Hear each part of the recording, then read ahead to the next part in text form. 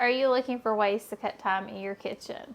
Well, I have a few tips that will help you. But before we get started, if you're new to our channel, I'm Julia. Aaron's behind the camera, and we are the Canny Couple, a small homestead family in Virginia that work every single day to merge homesteading and frugality. I know a lot of seasoned cooks out there will look at this video and shake their heads and be like, yeah, we know all this, Julia. But there's a lot of people out there that when they even look at their kitchen, they can start to hyperventilate because of the amount of time, the mess, and just the struggle they might actually have in their kitchen. We understand this, we get this. I'm not that person, but Aaron is. And that's okay. So today I want to share a few tips and tricks that I use every single week to cut my time in the kitchen. I'd say sometimes it cuts it in half. Because I'm going to tell you, there are things you can't cut down if you're trying to save money on your groceries. You have to buy your vegetables in their cheapest form, which is usually unpeeled, unwashed. So you have to handle all of that prep work yourself. That takes time. A lot of people might tell you 10 to 20 minutes. Sometimes it could take longer if you're doing a really big meal. So I'm not going to be the one to tell you, oh, it's only going to take you 10 minutes to do 10 pounds of potatoes. It might take you longer than that, especially if you're new to cooking. But these tips and tricks will help you get in the kitchen and get out of the kitchen faster. So number one, set up your kitchen to suit your needs. Don't just focus solely on aesthetics. Make your kitchen functional for you. I'm the one who cooks in my family, so our kitchen is set up for me, not for Aaron. It's set up for me. I know you can see my nice little tension rod here that is hanging. I need this because I have items that we use like cheesecloth, bags that I've had bread in, that I need to have dried. This works for our family. I don't set my kitchen up for other people. I set my kitchen up for myself. That helps make me a lot more functional.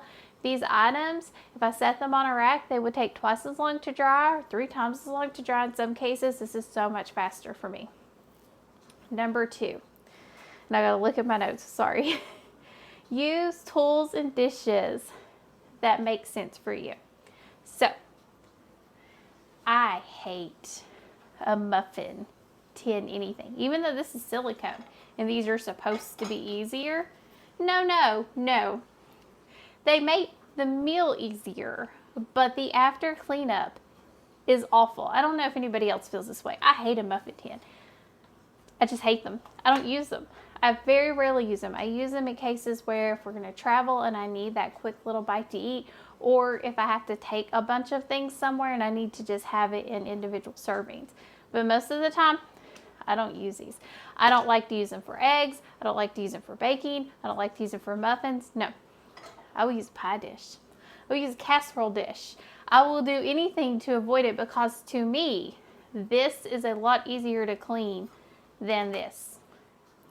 It takes me a minute to clean this. This takes me a lot longer than a minute to get each individual one of these holes clean. And even if you're using your standard 12-cup muffin tin, it still takes longer. And you can say, well, Julia, use liners. You still have to clean each of those individual holes. It's going to take me more than a minute. It's not worth it. So I make everything in these. You can ask Aaron when I first started making muffins. He looked at me like I was crazy. You can get silicone muffin liners. I hate those even more. I really do. I can never get them clean, especially if they've got the little ridges in them. They're awful. They're just absolutely awful. So really focus on what works for your family. If I have my choice between a food processor and a knife, I'm going to pick the knife over the food processor. Food processor, I never have one save me more time. All it does is give me more dishes to wash and a bigger mess to clean up. Every time I pull that stupid thing out, I have more trouble. I'm about to throw it away. And I've bought several over the years hoping this is a tool everybody says is going to save you so much time in the kitchen, and all it does is add more time to my actual workload and dish load. I would much prefer to focus on the tools that will save me time, like my rotary grater. I can grate cheese in like a minute versus trying to chop it up, and that takes a lot longer. So I really look at the tools that are going to take me less time. Bulk cook and have the tools you need to bulk cook. So it is just as easy to bulk cook a cheap meal like spaghetti and rice and beans for one meal as it is for two. It really is. It does not take any longer to cook 2 boxes of pasta than it takes to cook 1 box of pasta. Not if you get your water boiling. Like, don't ask Gary to cook your pasta. You're supposed to boil the water? What? But it doesn't take any longer to double up your rice in your Instant Pot, to double up your beans in your Instant Pot. Then you have a meal you throw in the freezer and use that later. It does not take that much longer, especially if you're doing your cheaper meals in bulk. I wouldn't do your really expensive meals. Those are treat meals. But your cheaper meals that you eat for your family, double them up. Put one in the freezer. And that will save you time. If you are just by yourself, put them in smaller portions. Do 1 box of pasta and don't cook it all the way. Make it al dente and do like 1 for now and 3 baked pastas for later. Have extra tools if you're going to bulk cook. So I'm going to tell you, this is probably a dirty little secret of mine. These are not the only sets of these I have. I have like 6 sets of measuring cups. And I don't know how many sets of these I have. I know I have 2 whole sets and a whole bunch of other ones. And I'm a little ashamed to admit it, but I won't lie to you, I use them all. If I'm cooking, I do all my cooking at once, and I'm not going to stop to wash these things, to re-dry them and then reuse them. That does not make sense to me. I would rather use what I need to. If I'm going to use flour in a couple different recipes, I'll leave that measuring cup in the flour. If I'm going to use sugar for a couple different recipes, I'll use that measuring cup in the sugar. Same thing for my tablespoons and teaspoons. If I have what I need for oil, I'll leave that set aside for the oil. And that way I don't have to keep washing these spoons and measuring cups over and over and over again. It will save you time. You don't realize how much time you actually spend with your hands in dishwater until you're actually in there doing it, and you can cut your time. You can get these at the Dollar Tree. If you don't have them, these are some that I've gotten for Christmas from Aaron because he loves me and he knows that I struggle. I love these magnetic ones. They're my favorites. So they just pop apart and they're double-sided. I use these all the time. So you're going to do that. Sorry, I'm having to look at what I'm doing here. Give me just a second. I have to look at my notes. Oh, plan ahead. So plan your cooking ahead. So this goes with your bulk cooking. So if you are getting like ground meat and you're going to do hamburgers with that meat, go ahead and pat out all your hamburgers and put what you want to eat in a skillet for that night. And then the rest of them, put them in the freezer. It will save you time later. Don't just put your pack of meat in the freezer, pull it out, then thaw it out, and then pat it together. I will tell you, I've actually tried that a few times in recent years, and that meat does not want to hold together. For some reason, it's like lost its ability to actually keep its shape versus when I go ahead and pat it out early. If you're going to use it for meals like tacos, spaghetti, anything like that, go ahead and ground it up and put it in containers to be pre-portioned out later. It works. I've done this with ground beef. I do this with chicken, anything. So you're going to be prepping individual ingredients versus a whole meal. It does not take you any longer to put a whole chicken in the Instant Pot, to cook it down and pull it apart than it does for you to do a chicken breast in the Instant Pot. Or to do a whole family pack, because typically you can get a cheaper price on the family pack of chicken. It will last you longer versus what you would actually spend on a small individual pack. So these are things you need to keep in mind. It will save you money in the grocery if you can buy your meat ahead and go ahead and prep it for the long run. Set and forget cooking methods.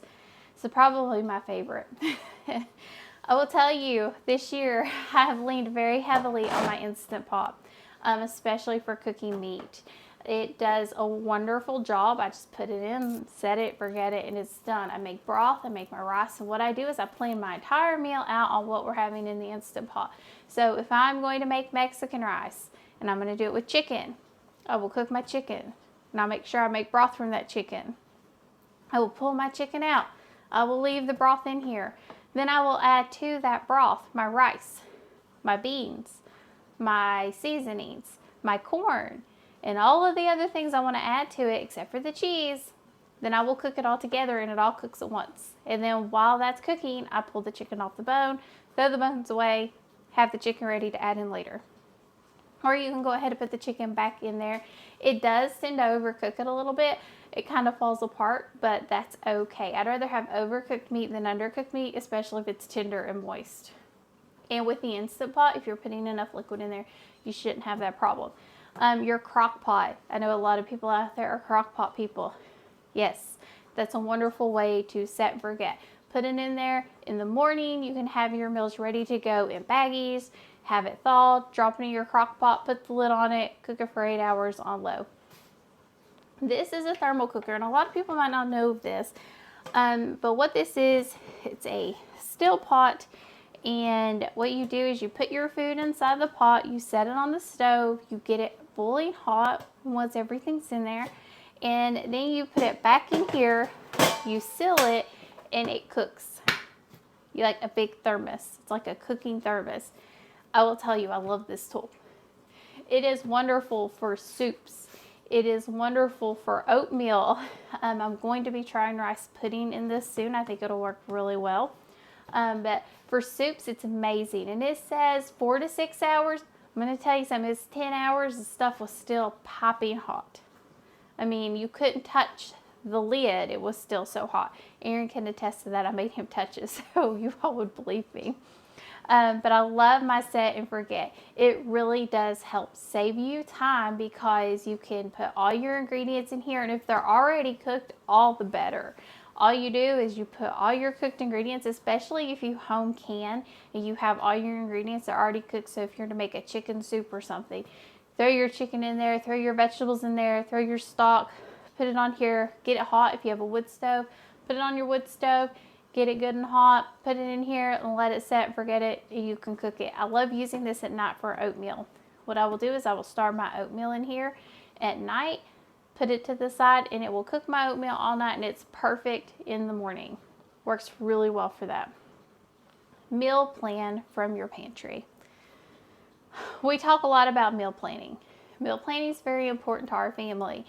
And what we like to do is in my pantry, in my freezers, I have the ingredients for meals that we eat continuously. I can always make 10 to 12 meals from my pantry, from my freezer at any given time that we will eat and that we enjoy.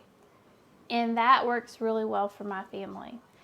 If you have that on hand, not only is it going to save you money because you're able to buy those ingredients at a cheaper cost, it's going to save you time because you know exactly where they are, especially if you have an organized pantry that's organized to suit you, not to suit TikTok.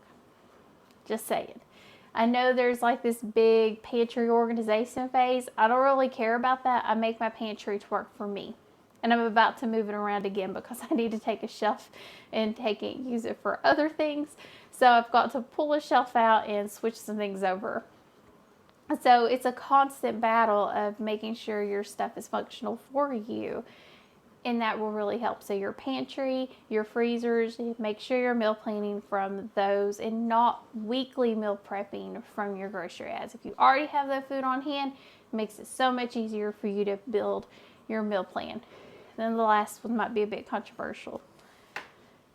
Set your kitchen cleaning rhythms and stick with it no matter what. Every day. It does not matter what I feel like. It does not matter how tired I am. It does not matter what I have done that day. I do not end my day until my kitchen is clean.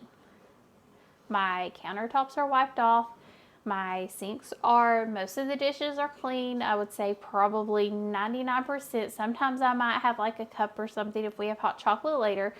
But the majority of our dishes are clean. The dishwasher's loaded. If the dishwasher needs to be ran, it is running or it has already ran for the day. All of that stuff gets done. When I do not do this, I've doubled my workload for the next day. If you are wanting to actively cook more, cooking in a clean kitchen is so much easier than coming into a dirty kitchen. Because what do you have to do before you can clean good clean food? You have to clean the dirty kitchen. it's not worth it. So make sure you have a set cleaning schedule. Even if you don't eat at home, your countertops still need to be wiped off. Even if we were to bring something in from outside, I would still come in here. You can ask Aaron and he would be like, yep, she does. She cleans her kitchen every evening. If I have to do any prep work for, like last night I did celery. I made sure all those dishes were washed before we went to bed, even though I didn't feel like doing it. But I had to, because I knew my future self would be so frustrated with my yesterday self for not actually taking the time in the few minutes to get those dishes clean. Now, this is what we do in our house. You need to do what works for you. If you're not a nighttime cleaner, you're a morning time cleaner, make sure all those dishes have water in them. Because if they do not, they're going to take even longer to clean. So have them set in water. I might even throw them in some soapy cold water to get them started cleaning, and then the next day change out the water to hot. Whatever works for you. But find your cleaning rhythm and stick to it no matter what. It really does work. It really does help. So let me know in the comments below what you do in your household to save time in the kitchen. I would love to hear what you do. These are the things that I do every week, and I will say they really work for us. Aaron, do you have anything to add to that? No. Do you think they save me time? Yes, especially like, when you're using the crock pot and the thermal cooker there and everything. And the Instapot, yeah, any of those, you save a lot of time. I just plan to use the Instapot. I plan when to pull my meat out of the freezer and all of that. So I plan to use that Instapot. It does work really well. So let us know in the comments below. I'd love to hear that. Make sure you check out our link tree where you see all of our other content. And as always, thank you for joining us on the Canny Couple, where we work hard, live simple, and enjoy life. Have a wonderful day.